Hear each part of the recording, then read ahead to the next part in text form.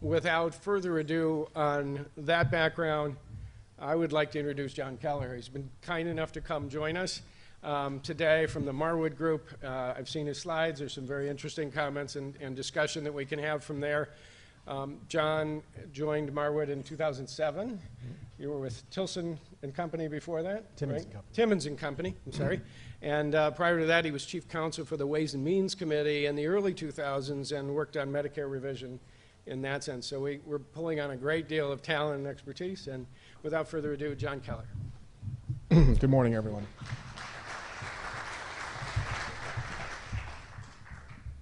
That's good. Somebody's helping me with the technology. Would have been a disaster.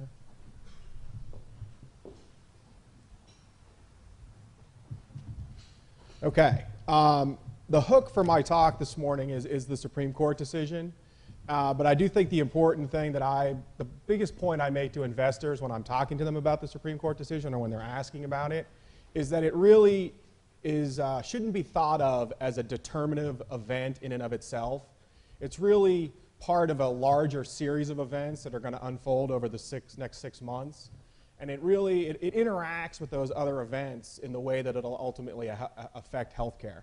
And the other events that I'm talking about there are in my title here, SCOTUS, POTUS, ACA, and AAA, which was the most poetic thing I could come up with Washington acronyms. But that's the Supreme Court of the United States, the President of the United States, meaning the next presidential election and what happens there. The ACA, which is the healthcare law, which is important both for the fiscal future of the country, but also for healthcare, obviously. And then AAA is not Automobile Association of America. It's our fiscal situation. It's the debt picture, because everything that's happening in Washington now unfolds under this overhang of the deficit and the debt situation of the United States, which is materially different than anything that I have seen in the 16 years I've been in Washington now. So let's, now got to give you the quick, this is what Marwood does. We're a healthcare consulting firm. We help people understand most of the stuff I'm going to be talking about both on the private equity side and on the public investing side. So I'll go through that quickly. All right, so here's our fiscal picture. This is a CBO slide. This is the baseline of what the United States faces. It's obviously ugly. You can see some things in here. Right, here's the end of the Cold War and the peace dividend, right? You get the tech bubble in the late 90s driving up revenue. Boom, you get a little bit of the tech bubble breaking. You get the Bush tax cuts. And then revenue starts coming back a little bit, and then boom, it just drops off a cliff with the recent financial crisis over here. Sorry, I'm just not doing a very good job of pointing. And then you can see what we're looking forward to in the future is just huge spending increases, which is essentially the baby boomers coming into the various entitlement programs, plus the ACA, and then revenue comes back a little bit in terms of just, eventually the economy will start growing again.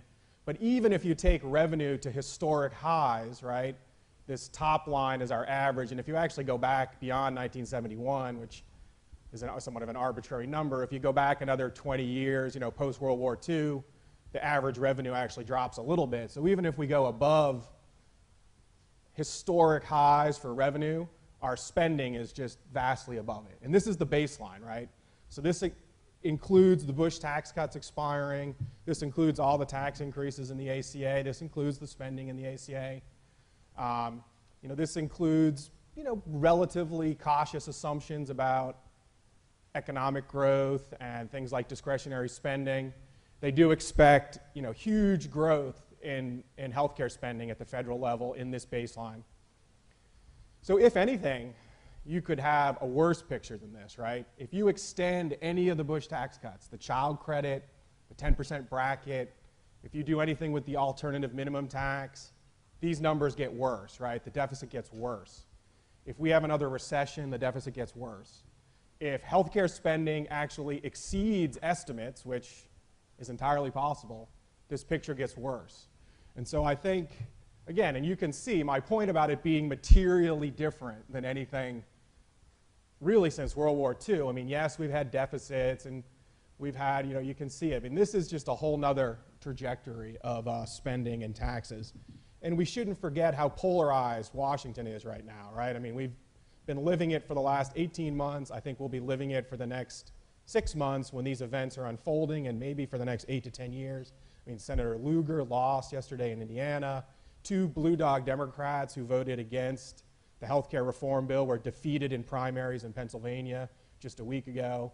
You know, so both parties in their primaries are actually driving the representation in Congress, I think, even further apart. The states are bad as well, just as sort of a little bit of a follow-up.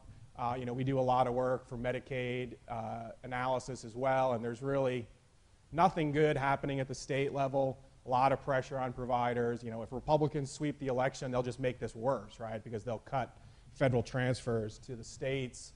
There's not going to be another stimulus bill like there was back in 2009 that gave the states a lot of money. So in addition to this fiscal problem at the federal level, you have very severe fiscal problems at the state level. Now, so there's my AAA, right? The AAA situation is bad and potentially getting worse. Now let's talk about the presidential election. I do think for healthcare providers, the presidential election, even more than the Supreme Court decision, is the whole sort of enchilada. The healthcare providers really need President Obama, to win. I mean, they need the ACA to stay in place. They need the coverage expansion, right? They've already got the Medicare cuts that were in the ACA. They've got some of the tax increases, most of which they'll probably pass through. If Republicans win, they'll leave all the Medicare cuts in place, and they'll take away the coverage expansion. And they'll cut Medicaid spending, and they'll probably cut Medicare more. So the sort of the one thing standing between, you know, your hospitals and your SNFs, and your pharma and labs, people that were going to benefit from the coverage expansion, is really President Obama and his ability to veto bills that cut healthcare spending. And that also goes back to the trajectory of spending and revenue already in the baseline being bad. Because if they're, unlike back in 2001 when the Bush tax cuts were enacted, and I was there and worked on it, we had a surplus.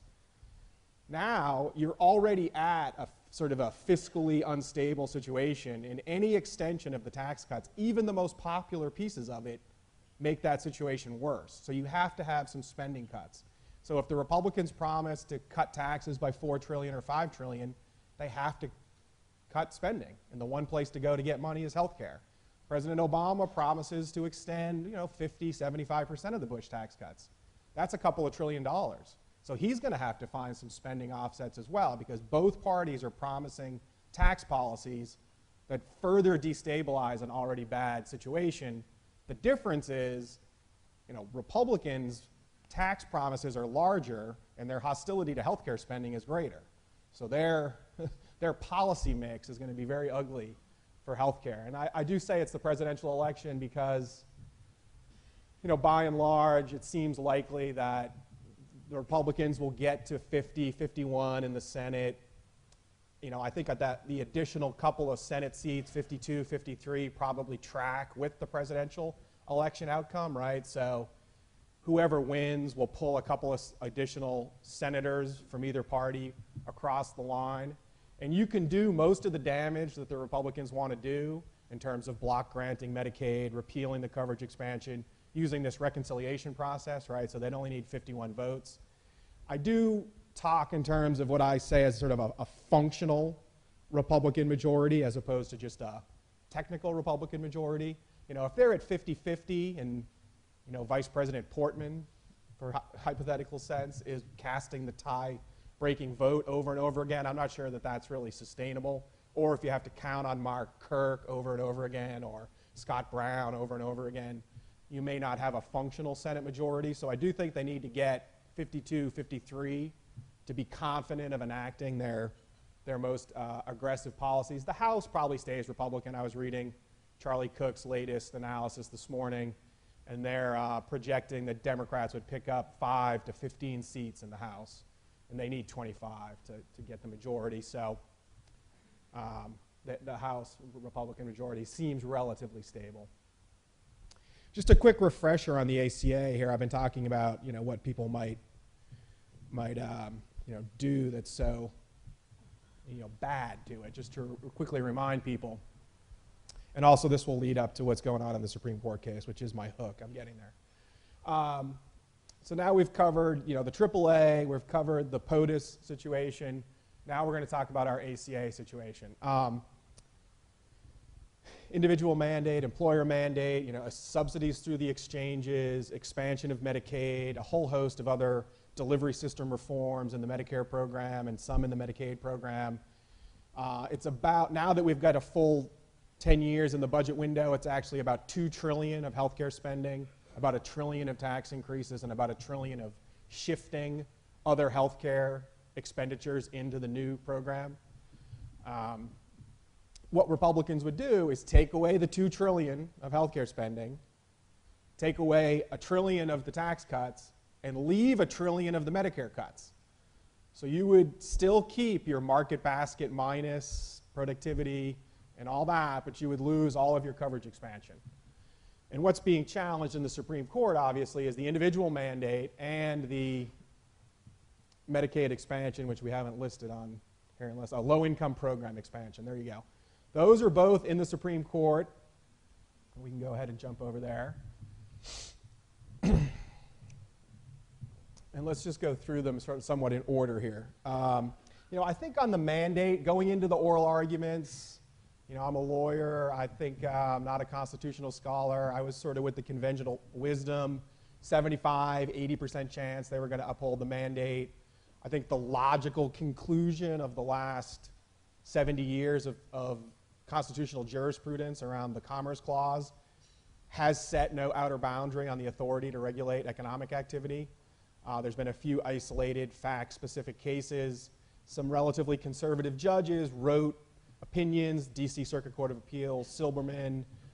There was a former Scalia clerk at one of the appeals circuits saying essentially that. The logical conclusion of your constitutional decisions over the last 50 years, 70 years since the New Deal, doesn't set a boundary for this. However, the court to set the boundary is the Supreme Court.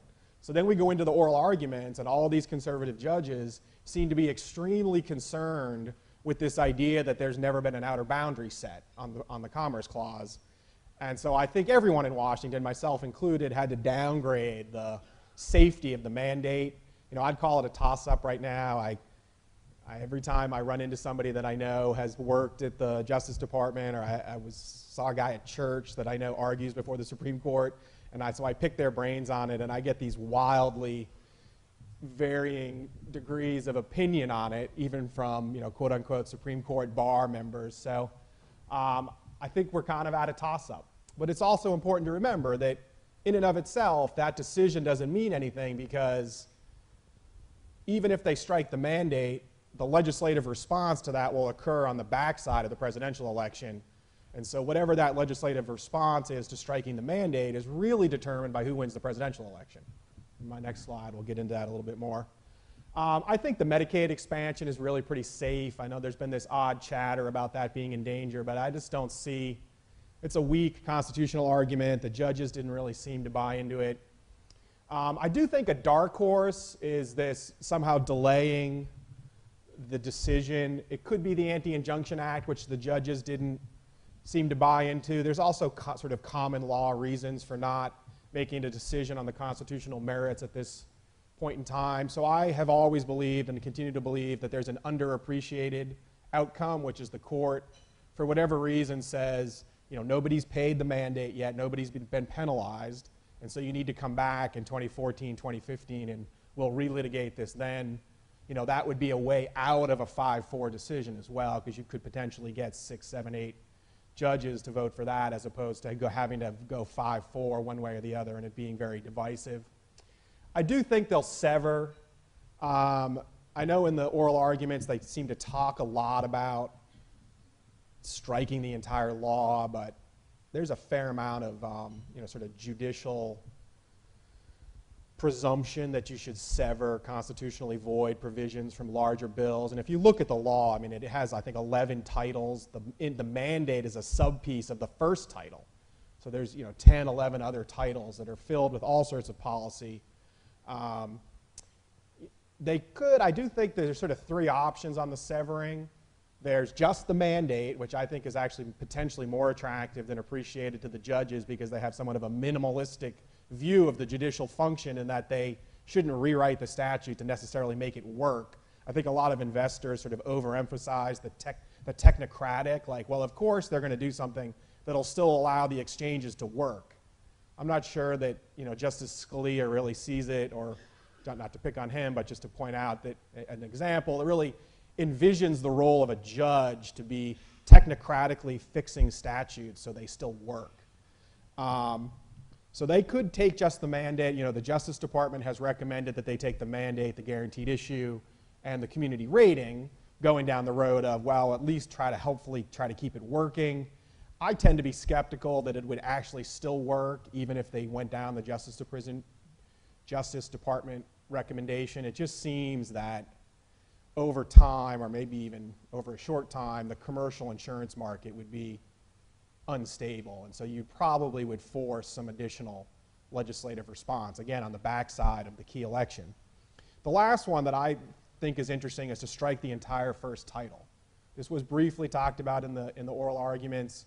That would take out the exchanges, the subsidies, all the insurance regulation. It would leave the Medicaid expansion and everything else.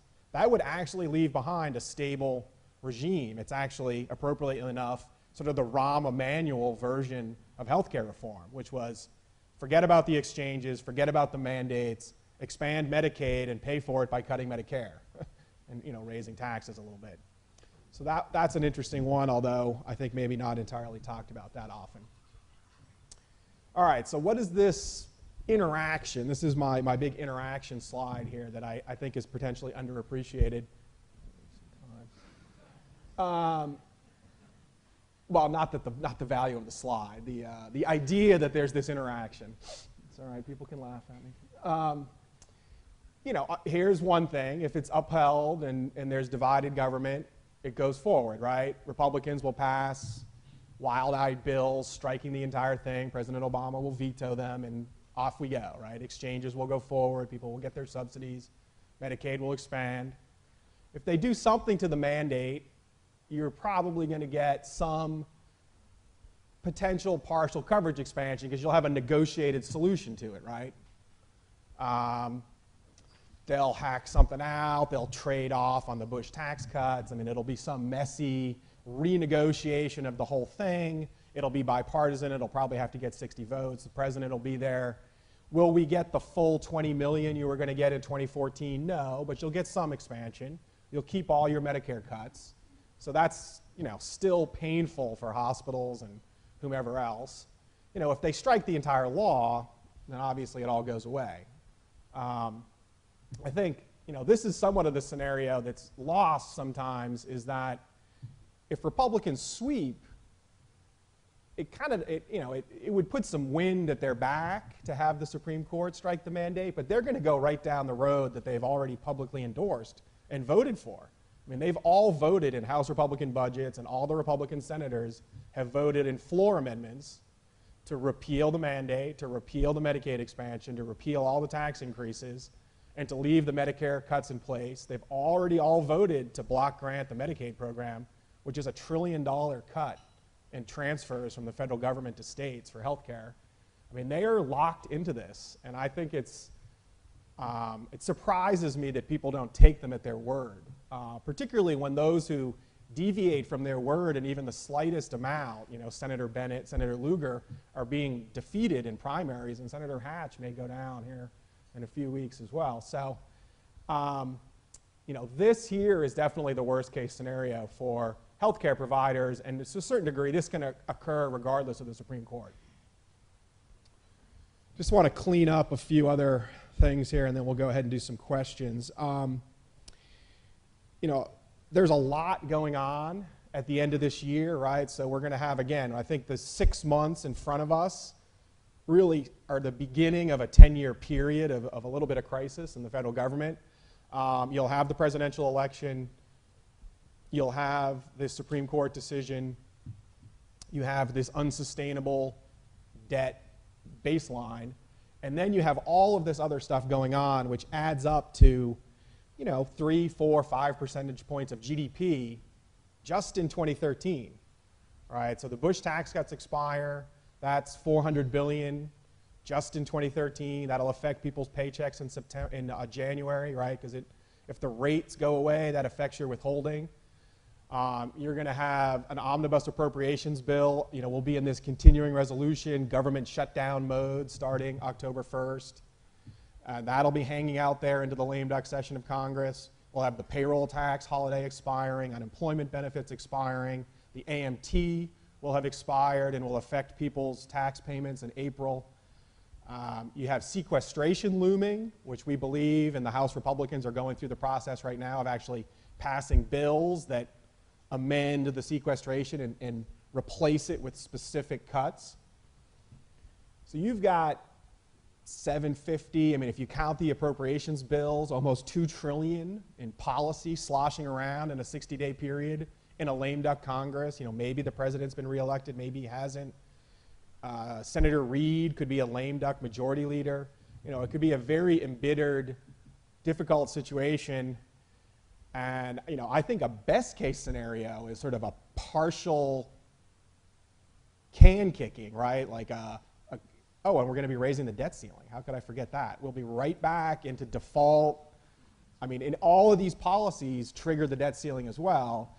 The House Republicans will not raise the debt ceiling without additional cuts. I mean, I worked there for 10 years. I know all the guys that are the senior staff. They have no way of passing that short of extracting another $500 billion or $1 trillion of spending cuts. And so I think you're going to see effectively in 13 some tax increases and some spending cuts, but you know, big numbers, much bigger than doc fixes. I mean, a doc fix is a $25 billion a year problem. You know, a year ago, the payroll tax, which is a $100 billion problem, was a national crisis. We're 10 times that in the magnitude of what will be talked about. So it will be a very ugly December, January in Washington, and I think there'll be a lot of crisis. Now, I don't think the worst will happen, you know, default. They let all the Bush tax cuts expire. But I think you're going to get kind of a 6-month, 1 year, somewhat half-assed piece of legislation that just buys them time to get the next, you know, either get President Obama sworn in again or the new president sworn in and get the new Congress sworn in, and then it'll just be continuous fights year over year over year over all of these issues. So this is our slide that I'll throw up here and then start going over into some questions. You know, we try to show where everyone would come out in some vague sense. I mean, you could quibble about maybe somebody should be stable, maybe somebody should be pressure. We can always answer specific questions about specific providers offline. I have some colleagues here as well. But this just gives you a sense that, you know, you get kind of a red shift when you get the Republicans, right? Everybody shifts down towards red, and relatively few people shift up towards blue.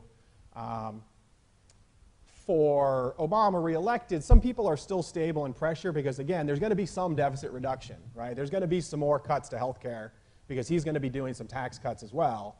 He's just not going to be doing the radical tax cuts, and he's not going to be doing the fundamental changes to the entitlement programs that the Republicans at least promised that they're going to try to do. You know, you could see sort of market basket freezes and some other things because we do have doc fixes, we do have deficit problems. So it's by no means completely, you know, clear sailing for providers when you get a divided government. It's just significantly less bad. With that, why don't I go ahead and take some questions if there are any. I don't know how I'm doing for time here. I've kind of lost track of my end point. Oh, way back in the middle there.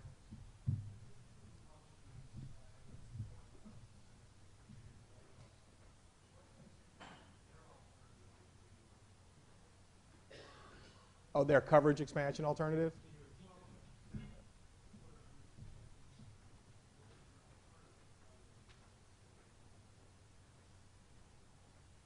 I can't hear the question, I'm sorry.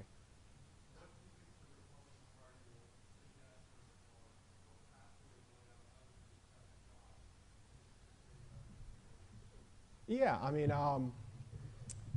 I mean, in terms of coverage expansion, I mean, they do have some ideas out there, you know, interstate sales of insurance. They probably do some things in the tax code around, you know, credits for individuals. I mean, the McCain campaign had the proposal of repealing the exclusion on the individual side and converting it into a refundable credit, right? You could do that in a revenue neutral manner, and that is a very progressive tax policy, right? Because exclusions are more valuable to people with higher marginal rates, whereas credits, you take the same amount of tax expenditure and you just slide it down the income scale. And the reason you have uninsured people, right, is because the tax sheltering value of taking non-cash compensation, health insurance, breaks down when your marginal rate is only 10% or your marginal rate is 0 or even negative. So if you're a low-wage worker, you prefer cash over health insurance, you end up uninsured. There are things you could do in the tax code that would ameliorate that, but again, none of the Republican ideas come anywhere near 20 million additional insured people in the United States. You could get a couple million. So you would go back to a world in which only 85% health insurance coverage in the United States, right? Maybe worse. And a lot of the Republican cuts do involve shifts, right? They're not entirely cuts to providers. They're shifting costs to beneficiaries in the Medicare program. They're shifting costs for covering poor people from the federal government to the states. Again, I think the divergence for healthcare policy around this election is staggering. When George Bush and Al Gore ran against each other, they were both promising a Part D benefit. Right? George Bush was promising a $400 billion drug benefit, which we enacted.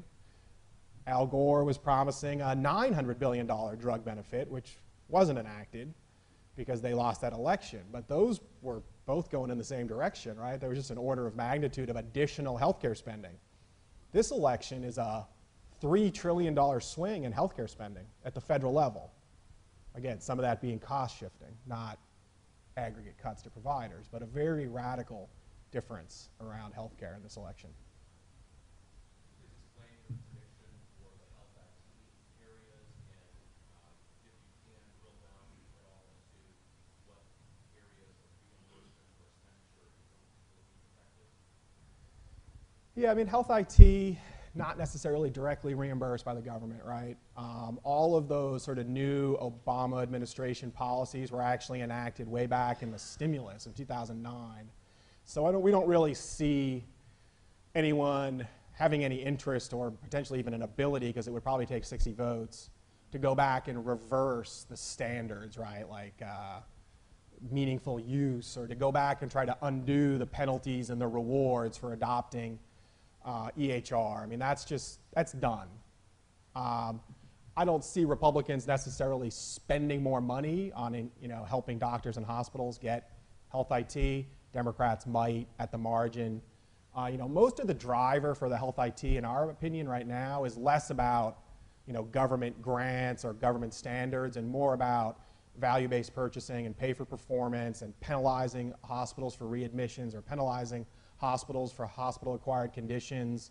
You could see readmission penalties going over to SNFs, and all of those are about collecting data, analyzing data, manipulating data, using data to avoid the penalties or gain the rewards. And so we just think that they're a little bit of an island of stability, as opposed to a payment system that's directly getting paid by the government and is about to get whacked, like hospitals.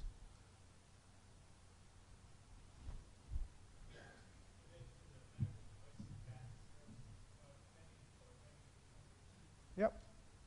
I think that's the one tax that seems like, at least based on the reaction of the industry that will be technically collecting it, right, and remitting it to the government, the sellers and importers of devices.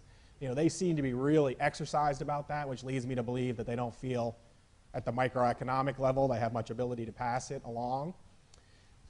It's going forward unless there's a Republican sweep.